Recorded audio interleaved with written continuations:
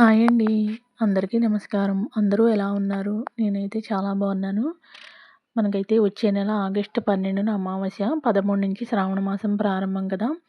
శ్రావణ మాసం ఆగస్టు 13 నుంచి సెప్టెంబర్ 10 వరకు ఉంది. సెప్టెంబర్ 11న అమావాస్య. అలాగే 21వ తారీఖున ఆగస్టు 21 వరలక్ష్మి వ్రతం వచ్చింది. అలాగే శ్రావణ మాసంలో మనం ఏ పనులు చేయాలో, ఏం చేయకూడదో అయితే ఈ వీడియోలో అయితే మీతో షేర్ చేసుకోవాలనుకుంటున్నాను.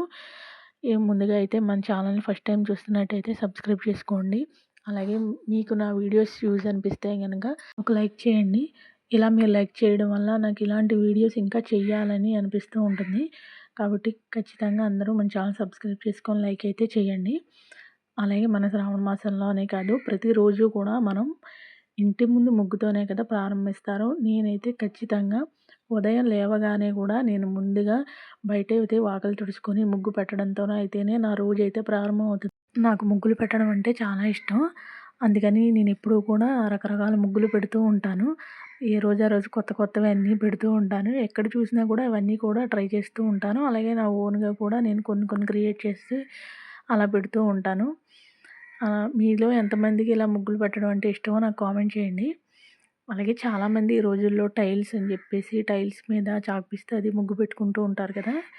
మీరు చాక్పీస్తో ముగ్గు పెట్టినా కూడా వరిపిండితో గుమ్మం దగ్గర చిన్న ముగ్గు అయినా పెట్టండి.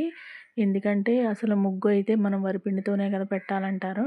అలా మనం సాంప్రదాయంగా శ్రావణ మాసంలో కనీసం ఈ శ్రావణ మాసంలో అయినా మనం వరిపిండితో గుమ్మం దగ్గర అయితే ముగ్గు పెట్టుకుంటే మంచిది.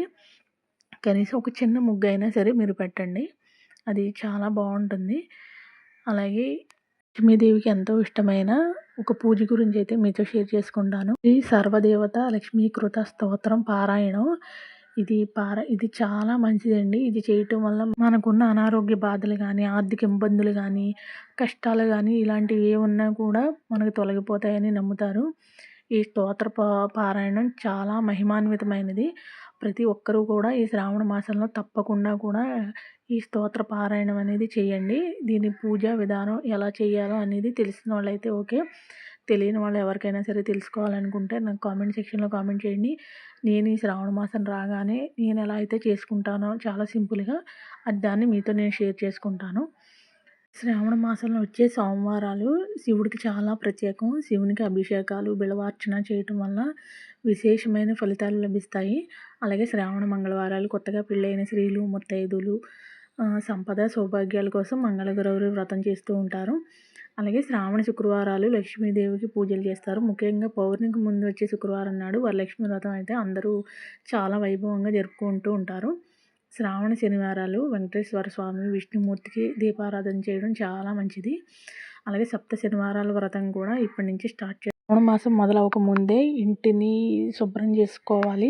బూజులు అవి దులుపుకొని ఇంటిని అది శుభ్రంగా చేసి పెట్టుకోవాలి. మన లక్ష్మీదేవి ఆహ్వానిస్తున్నాం కాబట్టి శ్రావణ మాసం కోసం రోజు కూడా ఇల్లు అది శుభ్రంగా పెట్టుకొని ఇంటి ముందు ముగ్గు వేయాలి. అలాగే ప్రతిరోజు కూడా పూజా మందిరంలో దీపం అయితే వెలిగించాలి. తులసి మొక్కకు నీళ్లు పోసి తులసి మొక్క దగ్గర కూడా దీపారాధన చేయాలి.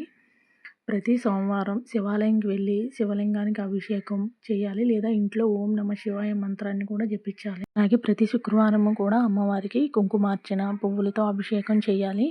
అలాగే అమ్మవారికి ఎంతో ఇష్టమైన తామర పువ్వులు కూడా మనకు వీలైతే సమర్పించుకోవచ్చు. అలాగే ఈ మాసంలో వచ్చే శివుడి ఆరాధన చాలా మంచిది. మీరు శివాలయంకి వెళ్ళి శివారాధన చేయడం వల్ల ఇంకా చాలా మంచిది.